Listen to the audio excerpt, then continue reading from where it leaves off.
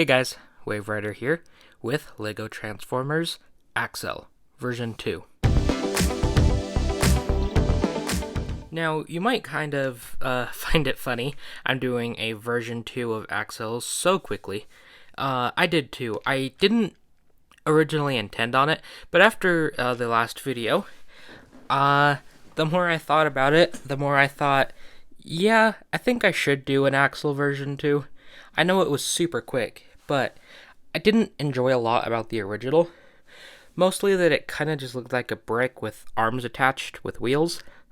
This one I've got like the slope in there, which is the main thing I wanted to kind of give it that more motorcycle feel. I feel the front also looks quite good for the jump stunt cycle aesthetic I'm looking for. The back is a lot less long too, which I quite like. And I feel like I got a bunch of details in there.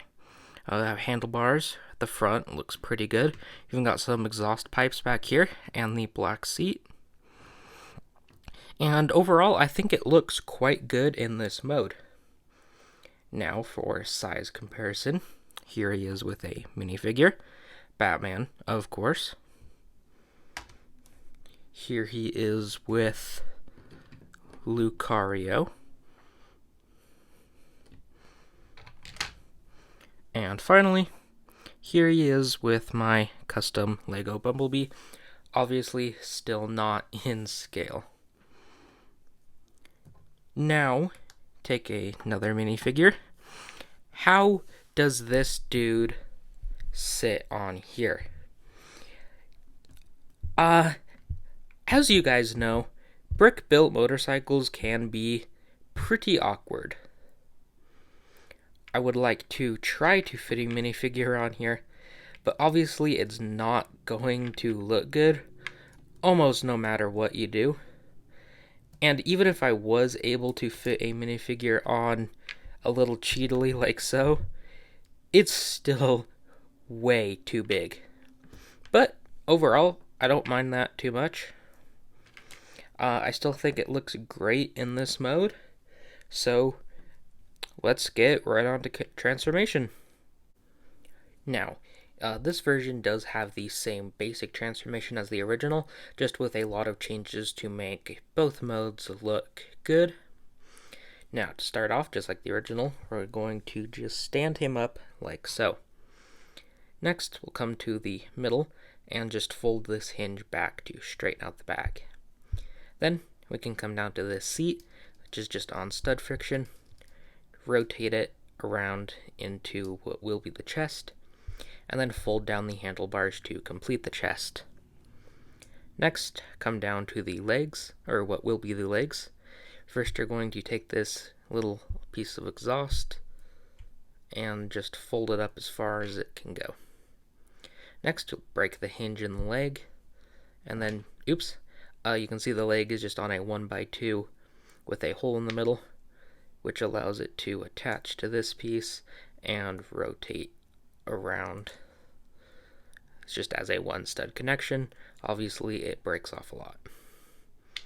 Do the same on the other side. Come on. I keep breaking it off, but you guys get the picture. And that will just allow him to stand like so. Next, we'll come to the top. Just fold this back. You'll never guess what it's going to be. And then we'll come to the wheel right here. Hold on to it in the middle. And actually first we need to come to these little clips and fold them up. And then we can pull this apart. Once again, standing them up like so. And then twist at the shoulder and down like so, just to complete the arm.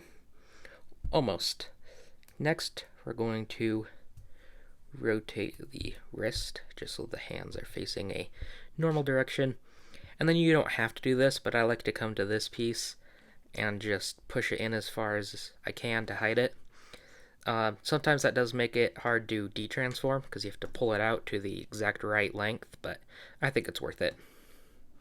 Next, come to the back here, where these little pieces will kind of form the backpack, I guess. Just going to straighten them out, fold them down into the back like so. Make sure they're pushed in all the way because sometimes the head makes them slide out. And then you could simply rotate the head, but I prefer to come to this clip and just wiggle it out a little bit just to make it look a little bit better.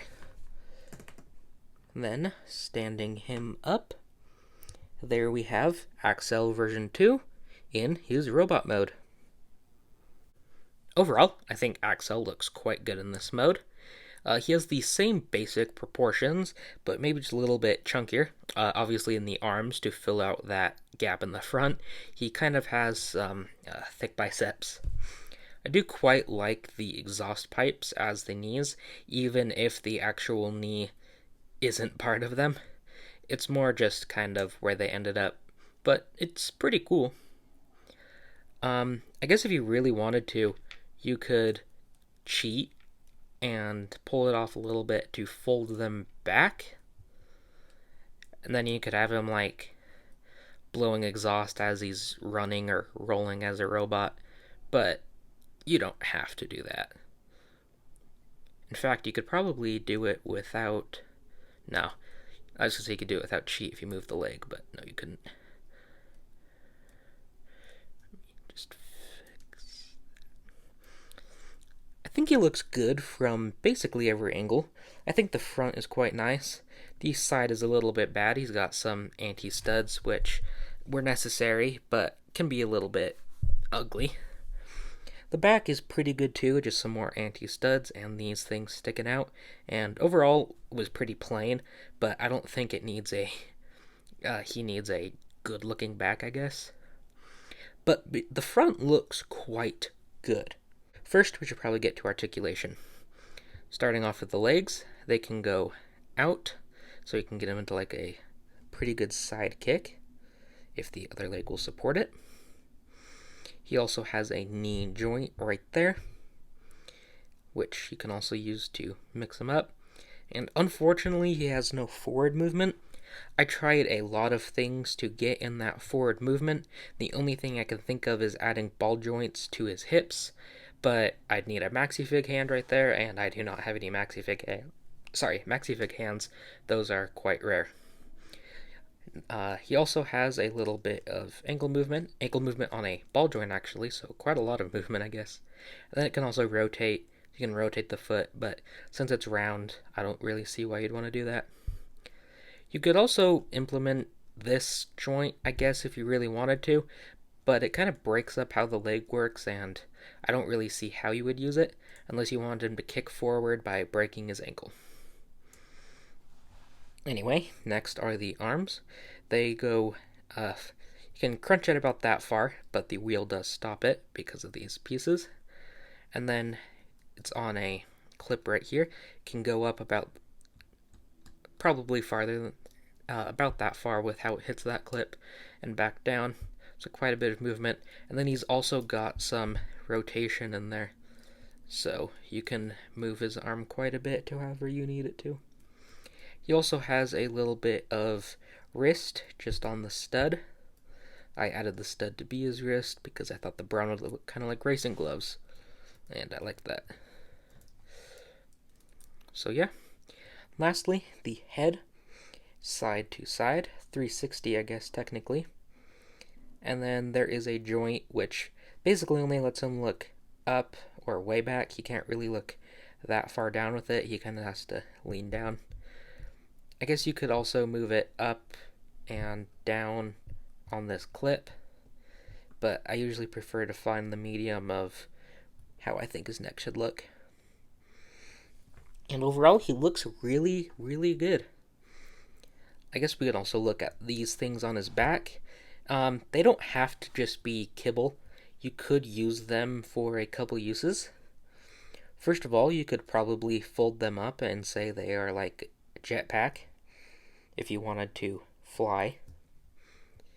You could also turn them around to the front, twist these around, up, and then kind of cheat to bend him off their clip a little bit and have him be like a shoulder cannon, which doesn't look bad by any means, but it doesn't look the best.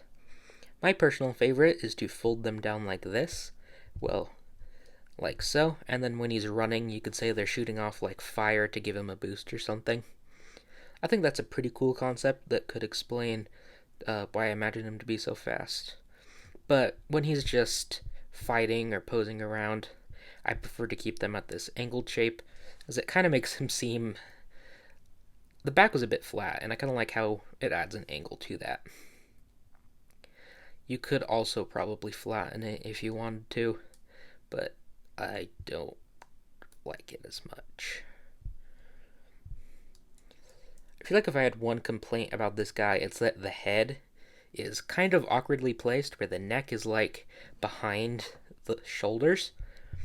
So bending his head back can look a little bit awkward at times.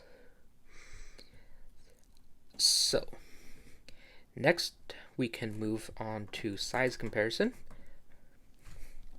As soon as I get him standing.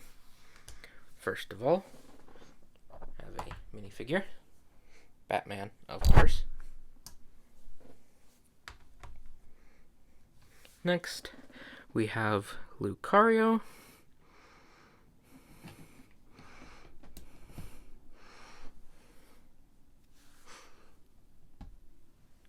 And then I'll start comparing more Transformers when I have more of them. But for now, I think it is best we just move on to weapons. First of all, most obviously, he has these giant wheel blades on his arm. Obviously not a detail I could include in robot mode, but I imagine when he transforms and that front wheel splits, they become like razor sharp, like saws on his arm. So I kind of imagine he can like detach them without like parts forming, and then kind of just like throw a razor blade at you. That seems like a cool thing. So just imagine spikes coming out of it. Maybe I'll find a way to add some spikes to it later. Anyway, for his other weapons, I got rid of the sword and blaster I built for the old version because they were kind of dumb. Remaking his old weapons as Sickle. First of all, we have this kind of bat. Kind of just like a giant whacking stick. I don't know exactly what he'd use it for. Probably just whacking Decepticons. But he looks quite good with that thing swung over his shoulder. Like so. And then lastly, just a simple little blaster. It's just a binocular piece attached to this quite detailed gun piece. And that just clips into his hand like so. And then you could get him into a pretty cool action pose. I think this is my personal favorite to get him into. It's a simple one, but it looks quite good. Overall, I'm quite proud of how this guy came out. But that's all I have to say for today. If you got to this point in the video, please like and subscribe for more videos every Friday. I think Friday is the goal I'm going to go with. Hopefully weekly videos, but don't hold me to that. Anyway, this has been Wave Rider, signing off.